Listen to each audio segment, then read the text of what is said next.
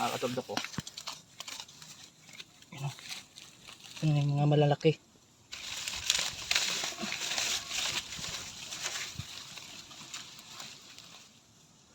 Yan. Tigas. Ito lang yung mahirap. Matigas kasi medyo matigas yung lupa dito. Pero makukuha natin yan. Tigas. Ayun o. Kuha na. Laki. Yun mga katuldo ko. Sarap na ito. Yun. Yun.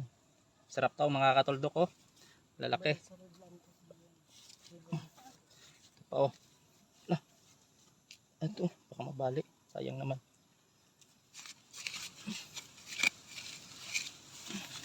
Yan pa mga katuldo ko. Yung iba medyo maliit pa.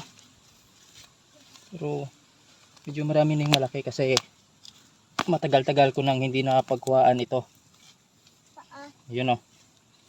Yan. Naputol pa o. Sayang.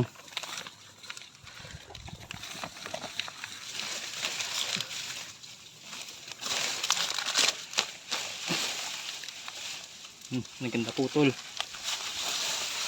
Pero syempre kukunin natin yan. Mga katuldo, pwede rin itong itanim. Itong maliliit, lalaki pa to. Pero mamaya ibabalik ko yan dito, tatanim ko yan. Yan mga katuldo ko, ito na yung nakuha ko sa aking pag-ukay doon kanina sa bundok. Tawag nito sa amin, uraro. Yan. So, okay na to. Lamang siya na to mga katuldo. Sarap to lalo sa panahon ngayon na tag-ulan. Sa inyo ba, ano tawag nyo dito at kung kumakain din ba kayo nito? Ilalaga lang to, pwede rin tong iihaw. Sarap to.